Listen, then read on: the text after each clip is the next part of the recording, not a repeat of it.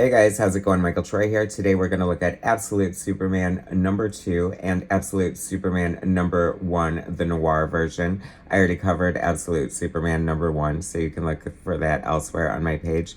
So subscribe to my channel if you haven't already. Hit that like button and let's get right into it. I didn't jump on these reviews, and I just watched the Superman Christopher Reeve documentary that was released on HBO Max a couple days ago, and it was amazing. I adored it. That is my ultimate Superman. That is arguably what made me fall in love with Superman, if not comic books and superheroes. I had a Superman cake that year for my birthday. I absolutely love Chris Reeve. I was gutted when he was crippled and when we lost him. And I am not going to lie, the documentary was as inspiring as it was painful. Like, the emotion like hits the ground running, and it is kind of nonstop.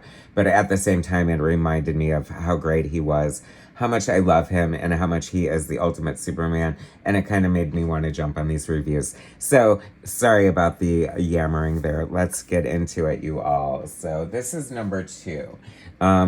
My review of issue 1 was kind of fair enough. I felt like it praised the art, which is undeniably gorgeous here from Rafael Sandoval.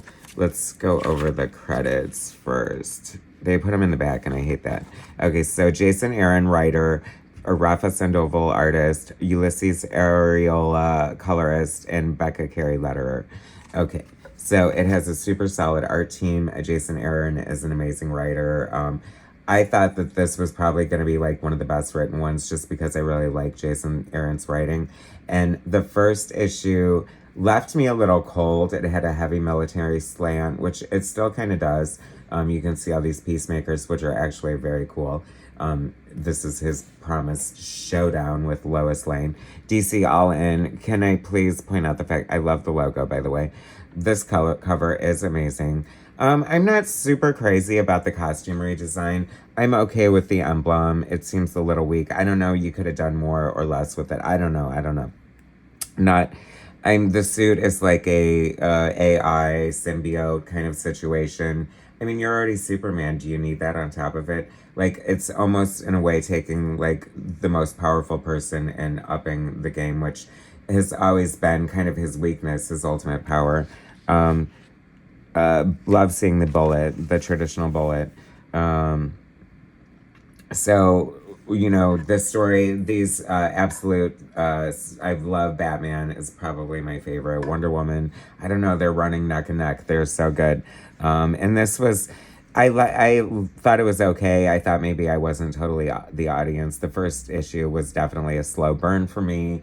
Krypton kind of bores me, and I don't think that this new iteration of Krypton, like, I guess the, conceit here is, it's Darkseid's DC universe, so there's, like, this evil twist, and then there's, like, putting the tropes of the typical origins on their ear, like, Bruce Wayne isn't rich, Wonder Woman wasn't raised on Paradise Island, stuff like that. Clark Kent was a child, if not, we don't know how old he was when he departed. I think probably around this age, or maybe this is the age. Is this us coming into it? This is Lois discovering him. She's military now. She's trying to capture him. She cuffs herself to him. The suit's trying to separate them, which isn't as easy as the suit thought it was going to be. And then they're under attack from all these peacemakers who seem like they don't even give a crap about Lois Lane's safety here. But I felt like this almost made Superman the Hulk in a lot of ways, with the military angle happening. Lois is no longer a reporter, although I feel like she's becoming a writer. I think that is also one of the great things that we're going to see as a constant theme running throughout this absolute situation, is that you can't hold back the true core of the character, who they truly are. You can raise Diana in hell by Cersei, but she's still going to be that core Amazon, heart, that hero. Anyway, I hope, wouldn't that be funny? They all become bloodthirsty maniacs and destroy the world. That actually, I kind of want to see that, right? Kurt Burdick, maybe a spinoff for you. Anyway, like I said, I'm not crazy about this suit design. I don't think it's anything new or exciting. It feels very much like when Jim Lee did the new 52, which did nothing for me. I hate this like super scalloping and the costume. I don't know. I feel like, it was okay for when it was sort of like running all over the Ultimates and things like that, but it's kind of played out. Let's show me something new by showing me something old again. There's been a lot of controversy over the new Superman design and James Gunn's Superman, and I think he's doing a back to basics kind of thing, and I think once we see it on the screen, we're going to be blown away, so I'm very much looking forward to that. Superman's Superman. He's always going to be a savior. It's funny, she calls him a hippie here, and I always feel like sometimes the writers, tell us things through the voices of other, characters, obviously. But she said something like, and I thought it was like whittling down like the take on this. Superman is a hippie for one. He comes from working class parents from Krypton where science was, really revered. But, so we're seeing like the end of Krypton play out as the same time as we're seeing Clark's introduction into society as Superman. See what I mean? I mean, do we like this? Is it kind of distracting, the glowing? I don't know. A lot of people are going to love that. I don't know. I do have to say, like, it definitely picked up speed for me for this issue, if the first issue was a slow burn for me. And it definitely got my interest. Like, I feel like the story's really developing. Like, this thing with Lois Lane discovering Superman has been done so many times before, and I have to say that I am very like into it and intrigued. And she's not a writer; she didn't even write a report. But after meeting Superman, she was inspired to write this whole report about him. And after it, she said like that felt good or something. So I don't know. I think it is little character moments like that, if you know the true core mythos of the Superman universe, that makes this whole twist and turn that much more enjoyable. See, damn, that actually felt good. I don't know, that just like gave an emotional impact for me and showed me that, maybe we are in good hands here, and maybe maybe I should stick around for the ride. It's hard to catch on to a slow burn, especially in a comic book. You know what I mean? I feel like you have probably half an issue of a first issue to get the reader's interest and make them want to come back for more, and I definitely wasn't turning page after page, but overall, I'm very into it. The art is amazing. I'm very intrigued, and I'm kind of looking forward to seeing where it's going. So the art is definitely the hero of these absolute lines, and I'm so happy. Someone pointed out that DC was, I don't know, greedy or whatever by trying to get every penny they can from these books. And, it makes sense to me. There's a market for these noir editions. I jumped at it. I couldn't wait to see the black and white versions of these arts. And it really does go to show, like I saw in Wonder Woman, like the colorist Jordi Belair added so much. And the colorist added a lot to this Superman art as well. Not to slight Rafa Sandoval, because he's an amazing artist. He feels like he falls under that sort of Steve Epting, kind of Paul Ryan, very realistic, like School of Cross-Gen kind of art that I have a great appreciation for. But aesthetically, it isn't. I mean, it's a little too photo-ish to me. Like, in some ways, it's kind of boring. It's like Earth X versus Kingdom Come in a way. I don't know if that makes sense. I don't know. Anyway, I mean, but that said, seeing the art here, my God, he's putting his blood, sweat, and tears in it.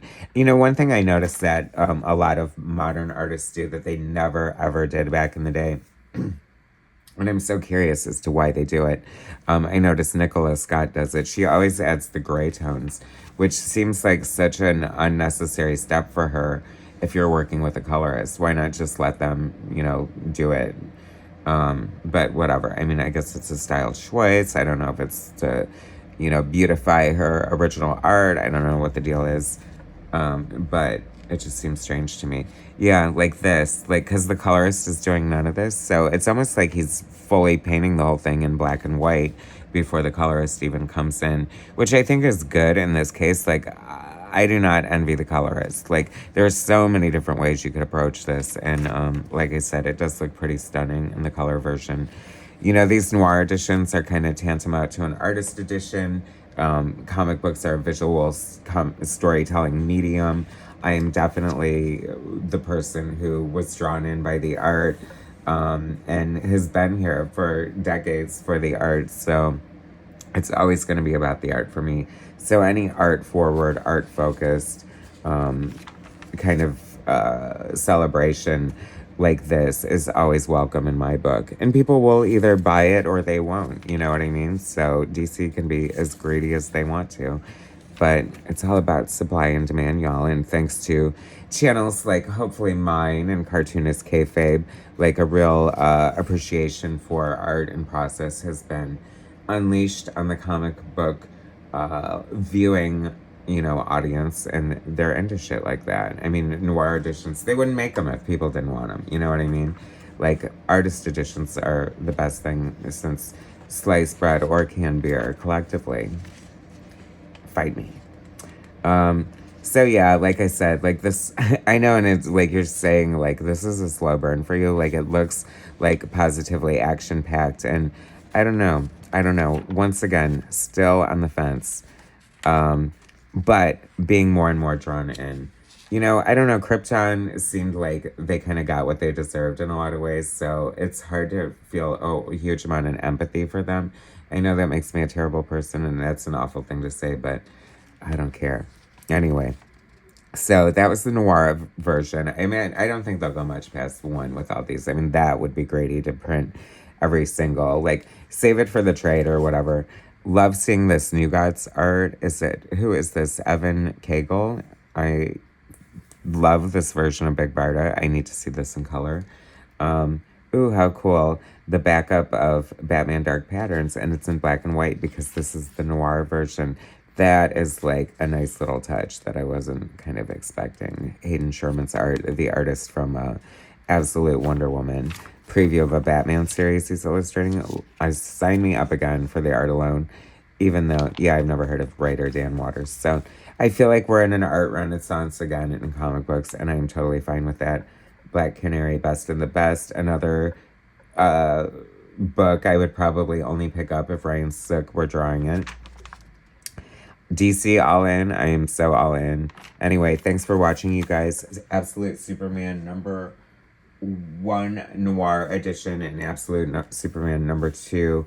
Like I said, the slow burn for me, but still worth checking out and worthy of the big red S. I don't know, it remains to be seen. Anyway, thanks for watching, guys. Subscribe to my channel if you haven't already. Hit that like button, and I will bring you more soon.